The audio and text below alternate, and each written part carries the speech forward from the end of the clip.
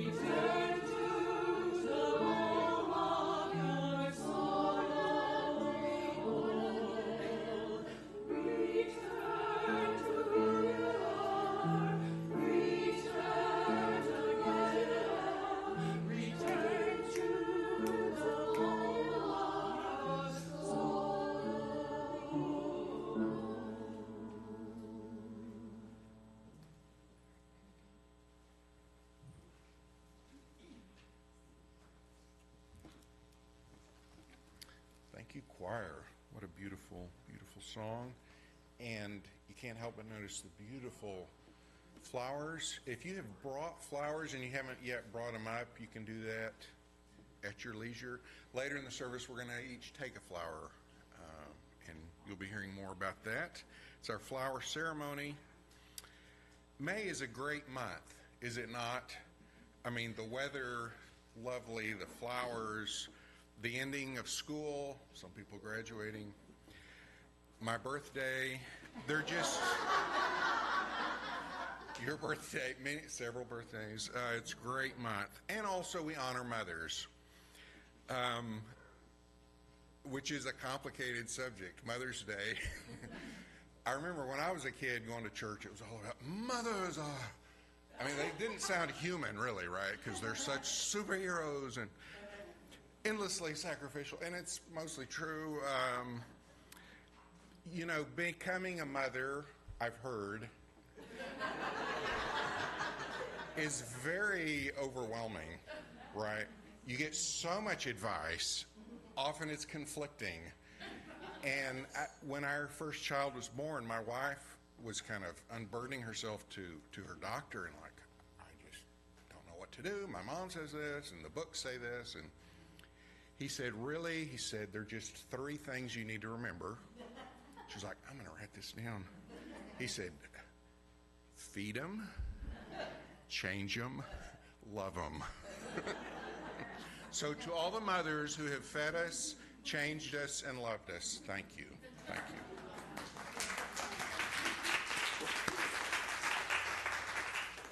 Thank you all for being here today. If this is your first time and you didn't fill out a white visitor's card, you don't have to, but we invite you to. They're on the back of the chair in front of you, mainly to put you on the email news list, and you can drop those in the offering basket later. Also, later in our service, we will have joys, concerns, and milestones, and the yellow card is for that. If you have one you want to share, or you can just come and drop a stone symbolizing your joy, concern, or milestone.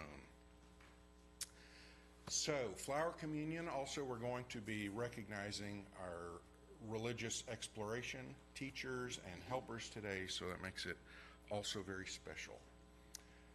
Kathy Benton is going to light the chalice for us today, or speak the words.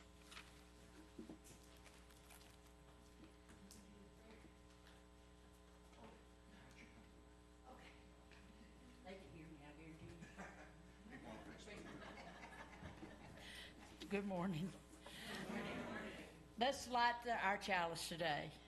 Love is the spirit of this community, and service is its prayer. To dwell together in peace, to seek knowledge and truth, and to help one another. Thus we do covenant together.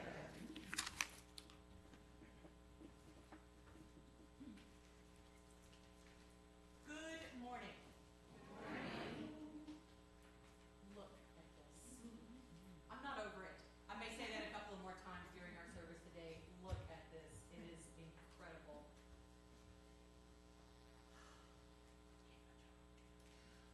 2025 has not been the easiest year. Not been the easiest year in my life. I know from some of you, not the easiest years in your life. But you, this fellowship, is an absolute joy.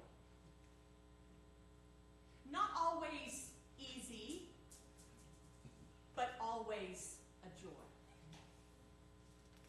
You are quite a comfort to me. Pulse. It's on. Checking this mic. I'm checking this mic. Holla. Okay. 2025 has not been the easiest year.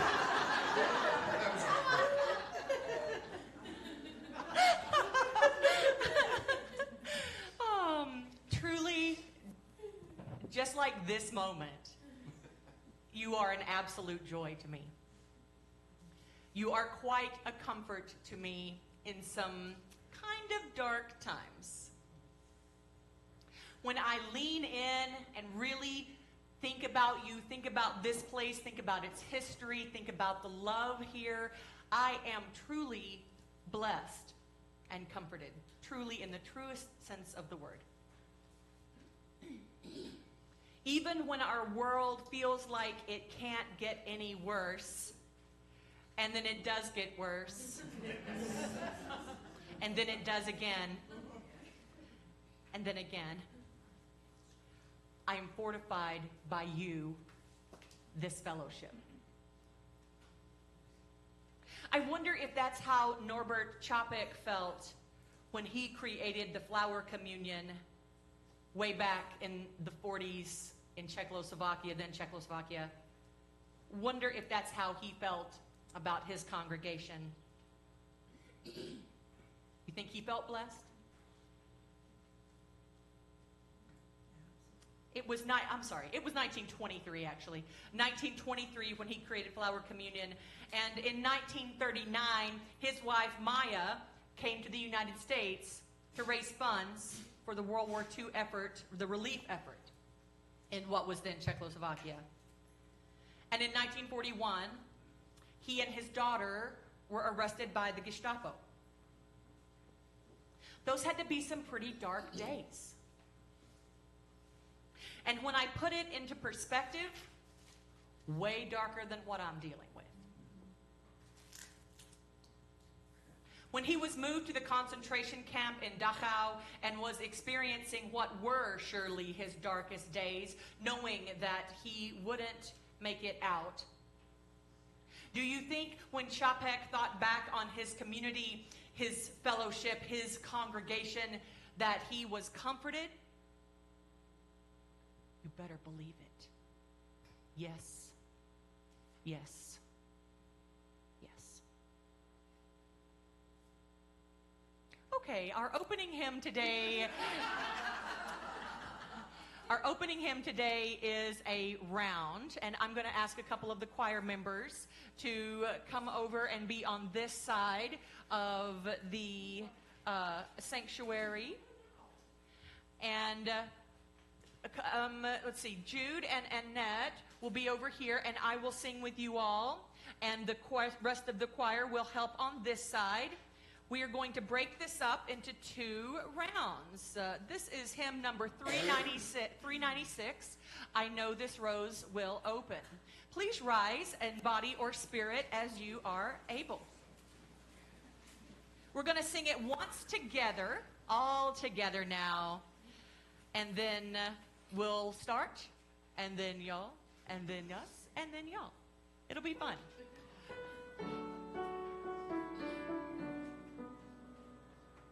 I know this rose will open.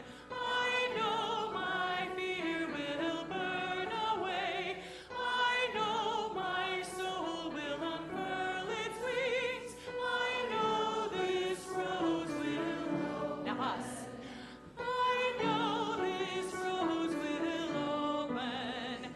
I know this rose will burn away. I know my soul will unfurl its wings. I know this rose will unfurl its wings. I know this rose will open. I know my fears will burn away. I know my soul will unfurl its wings. I know my soul will unfurl its wings. I know this rose will open. Oh, gorgeous. You may be seated. That was beautiful. What's next?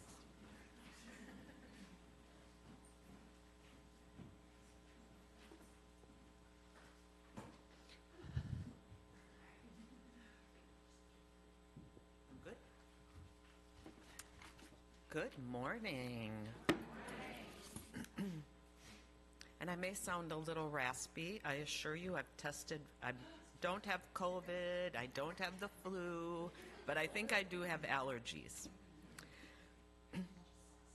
So imagine a learning environment in which attendance is totally optional, where new members are warmly welcomed, where participants are encouraged to engage in whatever way best suits them, where teachers act as facilitators of reflection, discovery, and community building, where they actively choose to serve in this role in spite of their myriad other responsibilities and commitments, and where the lessons or discussions are planned and structured to best fit the interests of our unique UUFF community. Sounds pretty cool, doesn't it? Does it sound like a fair depiction of what's been created here at UUFF, would you say? That's good. I read that one definition of a miracle is a marvel or an outstanding accomplishment. And to me, I guess the miracle of UUFF's religious exploration program is the dedication of everyone involved, our inspiring, inquisitive, deep-thinking, and creative participants and students, along with our dedicated teachers and facilitators. And that it reflects the UU values of justice, equity, transformation, pluralism, interdependence, and generosity. Do you think Reverend Renee noticed how I got JetPig in there? It's also the enthusiasm of everyone working and learning together. And it's knowing that our children, youth, and adults want to be here. And it's knowing that many people give so much of their time and energy to lift up our beloved community.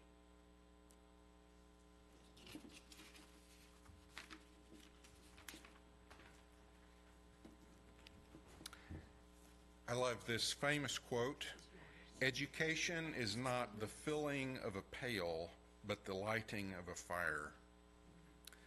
Those who teach our children, youth, and adults help shape the present and the future of Unitarian Universalism.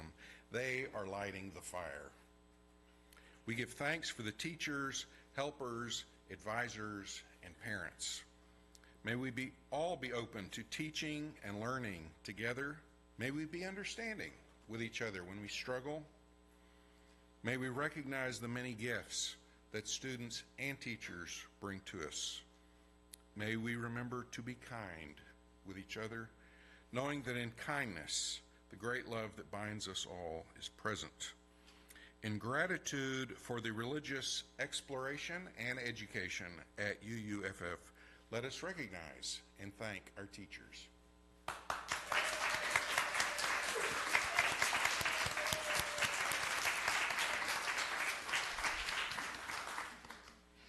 One tree can start a forest. One smile can begin a friendship. One hand can lift someone up. One word can frame a goal. One candle can wipe out darkness. One laugh can conquer gloom. One hope can raise our spirits.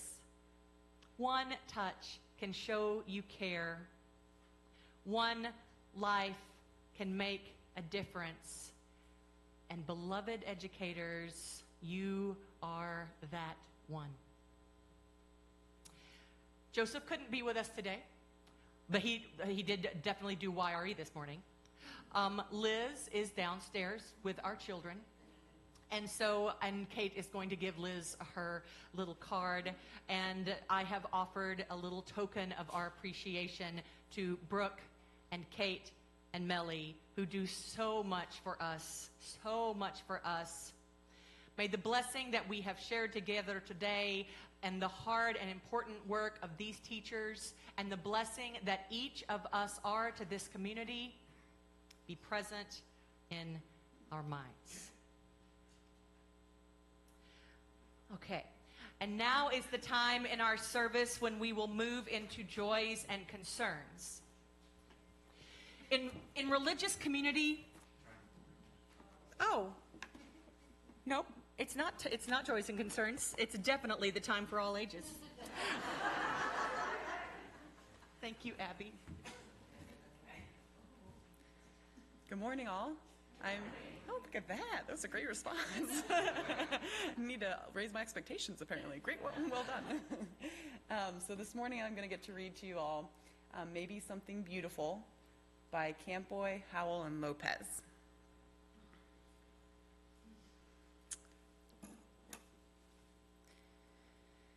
In the heart of a gray city, there lived a girl who loved to doodle, draw, color, and paint.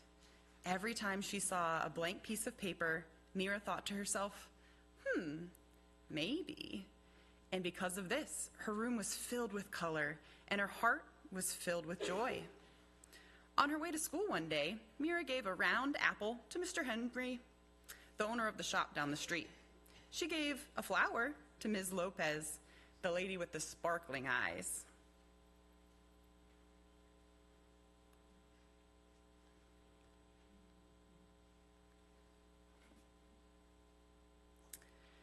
She gave a songbird to Mr. Sachs and a red heart to the policeman who walked up and down the streets.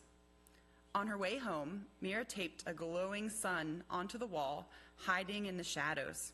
Her city was less gray, but not by much. The next day, Mira saw a man with a pocket full of paintbrushes. He gazed at the wall. He looked at her son. He held his fingers up in a square and peered through them. He said thoughtfully. What do you see? Mira asked. Maybe something beautiful, the man replied. Then, just like that, he dipped the brush into the paint. Bam! Pow! The shadows scurried away. Sky blue cut through the gloom. The man's laughter was like a rainbow spreading across the sky. Who are you? Mira asked. I'm an artist, he said, a muralist. I paint on walls. I'm an artist too, she told him. He handed Mira a brush. Then come on. Mira dipped it in the loudest color she saw. Yowee! The wall lit up like sunshine.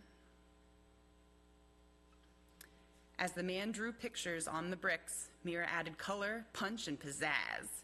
Soon, Mr. Sachs joined in. Then came others. Everyone painted to the rhythm. Salsa, merengue, beat bop. Even Mira's mama painted and danced the cha-cha. The whole neighborhood became a giant block party until the policeman walked up. "Excuse me," he said. The music stopped. Mira put her brush down. They were surely in trouble. The officer cleared his throat, then paused. "May I paint with you?" he asked. So Mira handed him a paintbrush, and the music started again. Teachers and papas jumped in, babies too. Mira and the man handed out brush after brush. Color spread throughout the streets. So did joy. Wherever Mira and the man went, art followed like the string of a kite. After they colored the walls, they painted utility boxes and benches. They decorated sidewalks with poetry and shine, and everyone danced. Together, they created something more beautiful than they had ever imagined. When their clothes were splattered with a million colors, everyone sat down to rest, except the muralist. His eyes sparkled. "You, my friends, are all artists," he told them. "The world is your canvas." He smiled wide, then pulled everything together in big, sweeping motions. His paintbrush was like a magic wand. When he was finished, Mira added one more bird way up in the sky.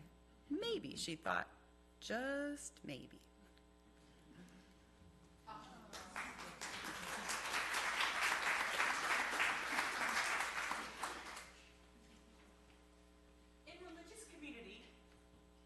We share our joys and our triumphs, our sorrows and our broken places, and meaningful moments in our lives.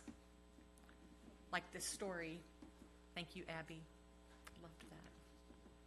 Because love is what connects us, and love is made up of many different feelings and events. It's like these flowers. Many different shapes and sizes and colors, like love. We Unitarian Universalists believe that it is in the gathering and in the brave task of sharing ourselves that creates and grows trust and connection in the world. That this is how we come not only to marvel at, but to engage in the depth and movement of the spirit of life, of the human experience, of the interconnection of which we are but a tiny part. And so we create the space right now, here, together. If you filled out a yellow joys and concerns card, or just simply want to drop a stone, you may come forward as Brenda plays music for us, and Jean will have the stones. You may come forward.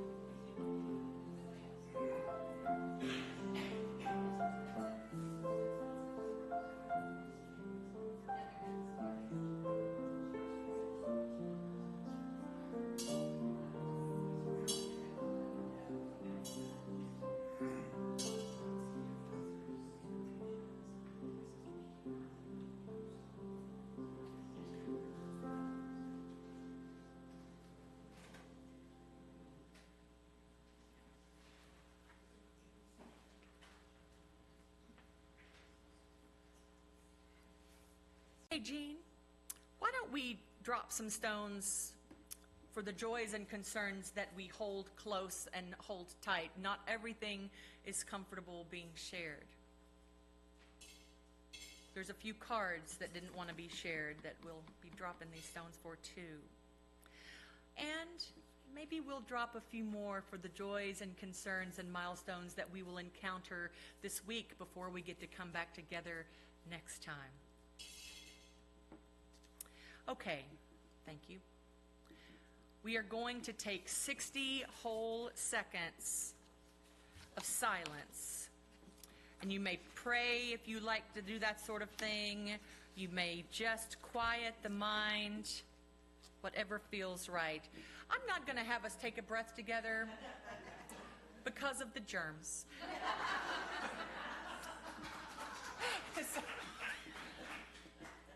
But we'll just take a moment to pause together.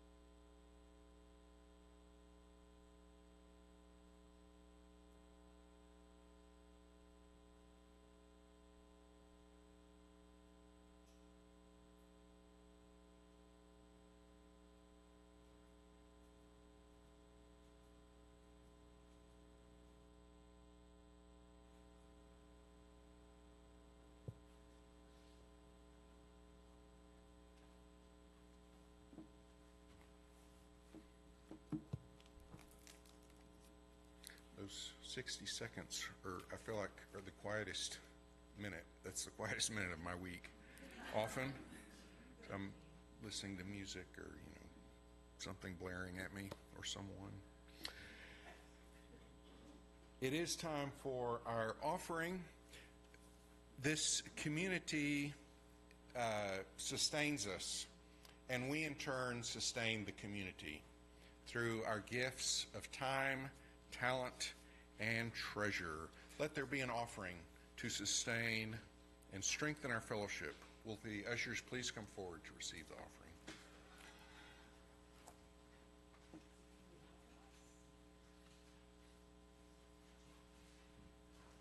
The choir is about to present you with my favorite hymn in the hymnal. This is a traditional Transylvanian piece called Zakeli Aldas.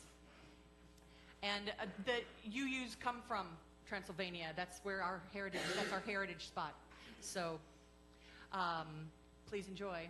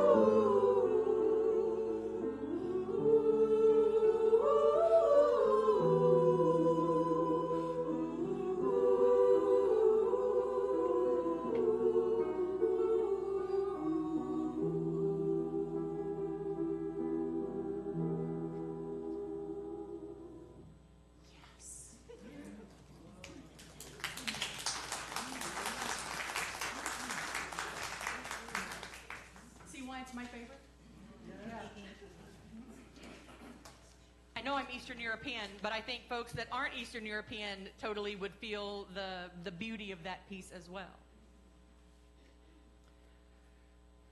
We Unitarian Universalists don't have a lot of rituals of our very own, but flower communion is one of them.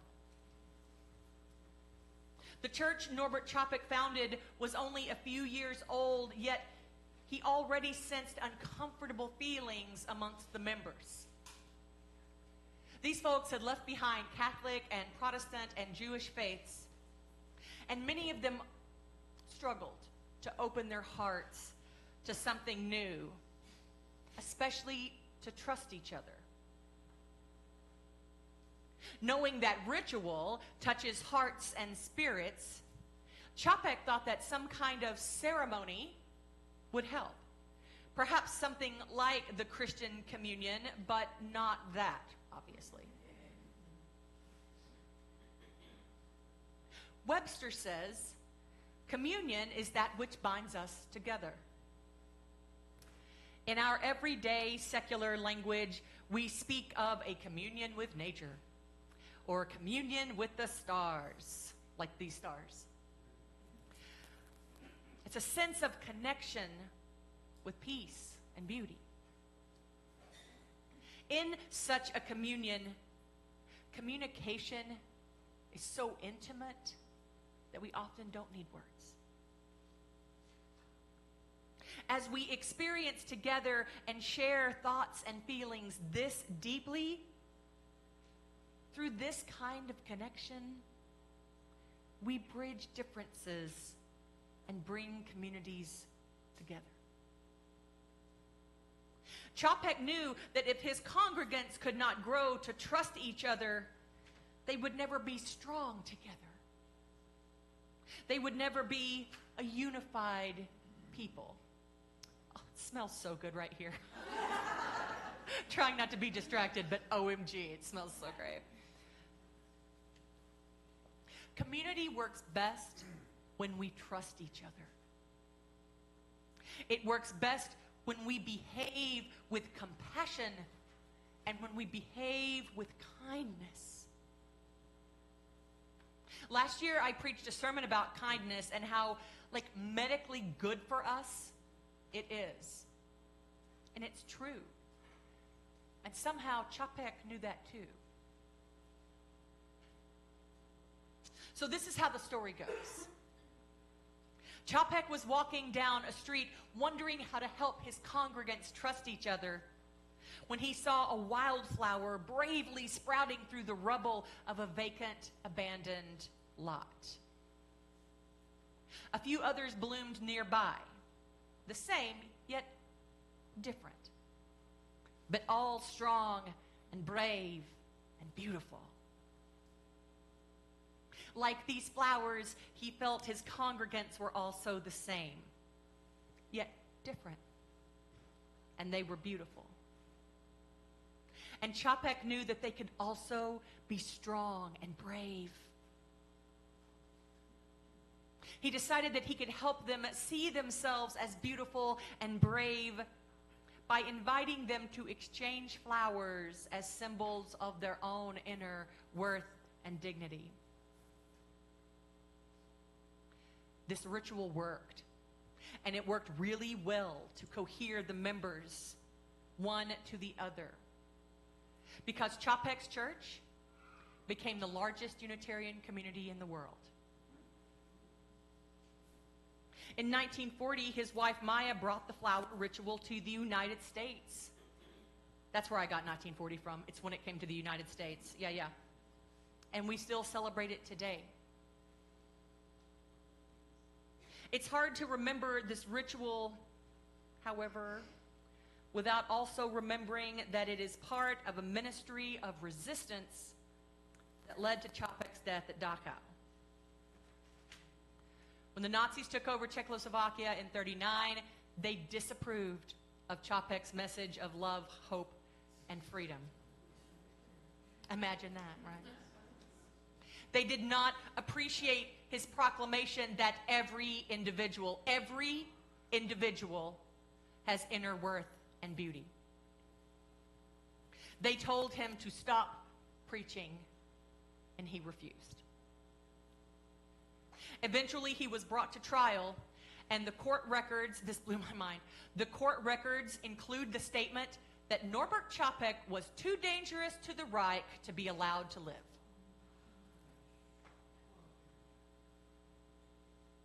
And this also reminds me of Jesus, who wouldn't shut up, and he was too dangerous too to the government of his day to be allowed to live. Medgar Evers was killed for fighting for school integration. Thomas Eichenhead was a Unitarian minister in the 1600s and the last person to be executed for blasphemy in Britain. Dear ones, resistance is dangerous. Sometimes it's deadly, but it's never, ever futile. Today, injustice continues throughout the world, but no matter what you use, we'll keep fighting it. I will stand up. I know that you will too. We are so much stronger when we are together. And what we're doing today is important. We're not just looking at pretties. This flower communion, the story behind it, the unity that it brings is a form of fierce resistance to autocracy, to bullies, to systematic oppression.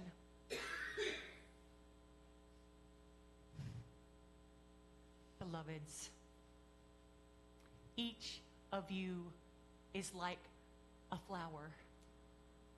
Brave, beautiful, resilient. Okay. All right. I'm gonna stop there. I see our time. Jean, why don't we move to the consecration of the flowers, shall we?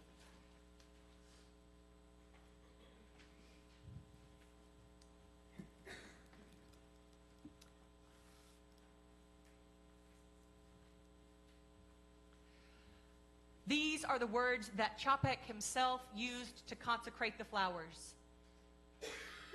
Today we will bless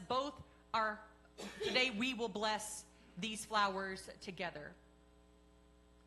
So I'm going to suggest that you pray in your own way, not needing to pray to any particular person or deity, but let's pause for a moment and listen to Čapek's prayer.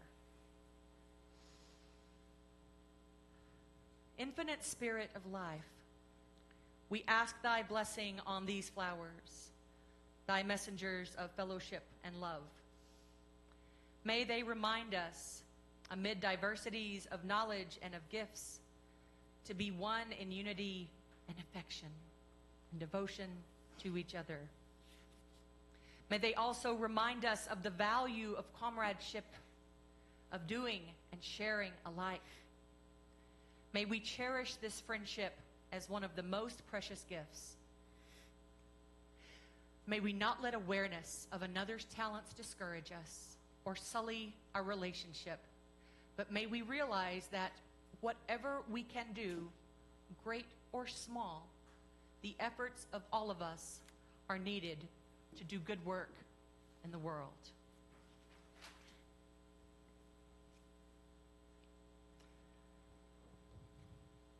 So, is there another, yep. So you all will respond where it says all. Each of us is a flower with a delicate beauty uniquely our own. May we be like sunflowers, always turning towards the light. For we are the flower of today and the seed of the future. We may be like the night-blooming jasmine, only displaying our fragrant petals when it is dark and we think no one can see.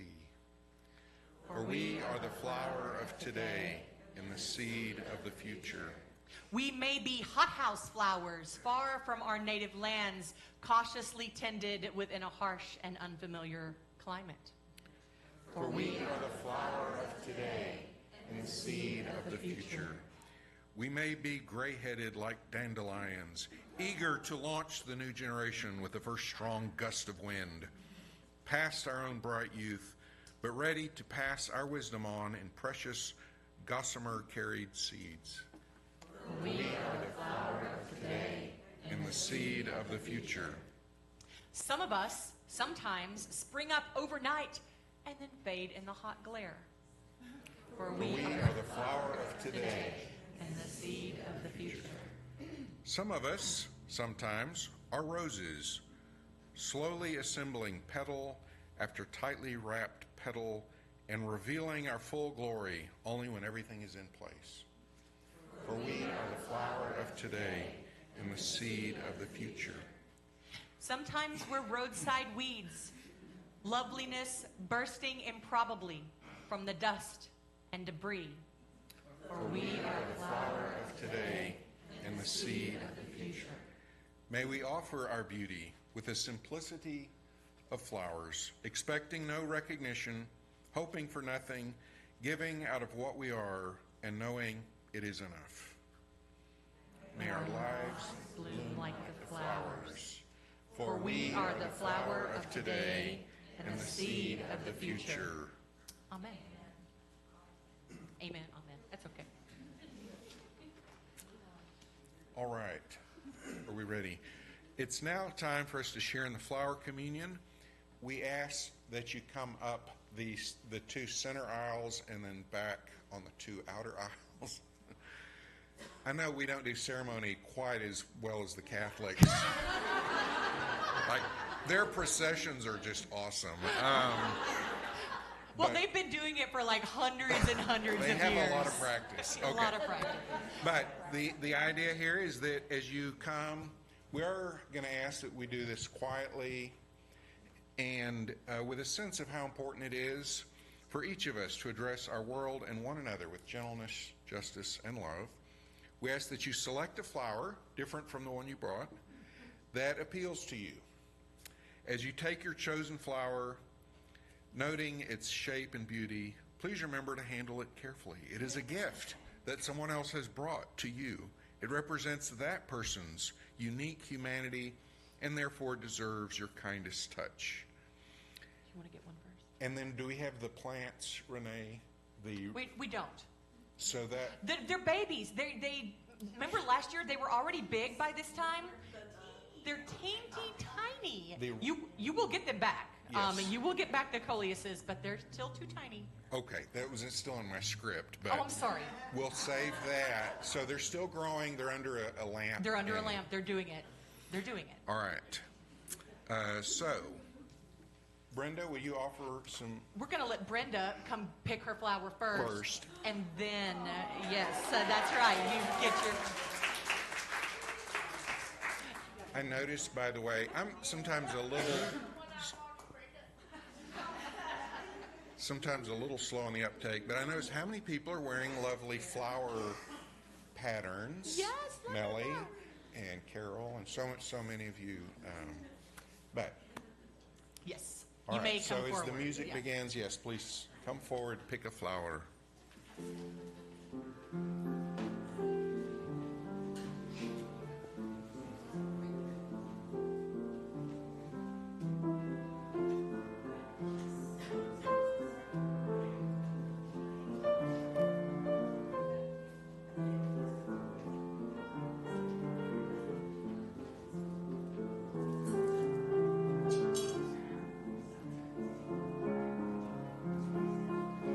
You can come from behind and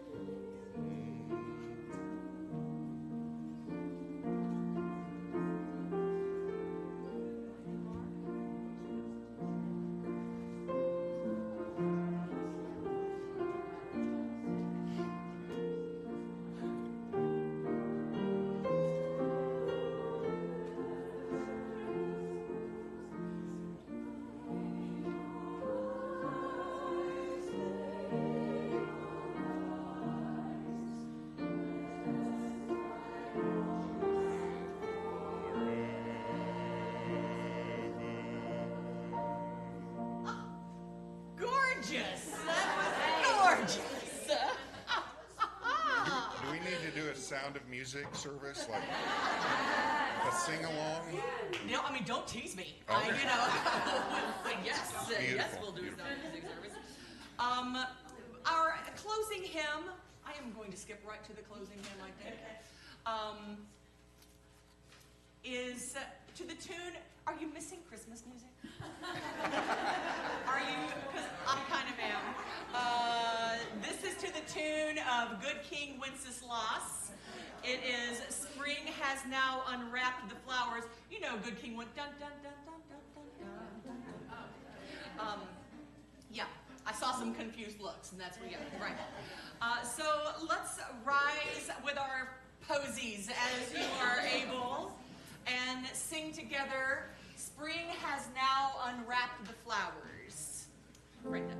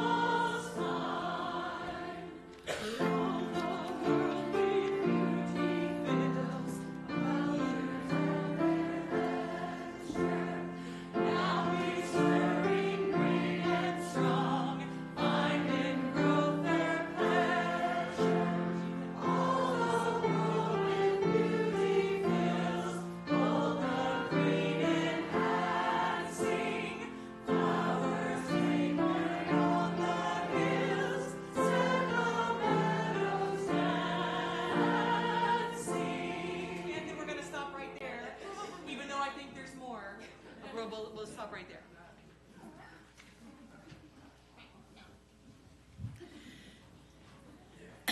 Let's extinguish our chalice.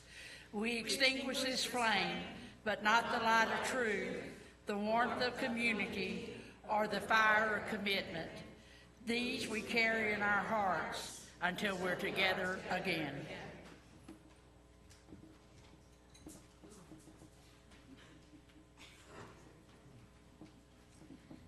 Just before he was put to death in Dachau, Dr. Chapek wrote this prayer, reflecting on his own life and the state of his spirit. Hey, if you're new here, we don't always do a lot of prayers. For real, just sharing information. But when a service is this traditional and this old, there are automatically prayers involved. Dr. Chapek said, "It is worthwhile to live and fight courageously for sacred ideals. Oh, blow ye evil winds into my body's fire, my soul you'll never unravel. Even though disappointed 1,000 times or fallen in the fight, and everything would worthless seem, I have lived amidst eternity. Be grateful, my soul, my life was worth living. He who was pressed from all sides, but remained victorious in spirit, is welcomed into the choir of heroes. The person who overcomes the fetters of giving wing to the mind is entering into the golden age of the victorious. Go in peace, dear ones, and know that you are loved.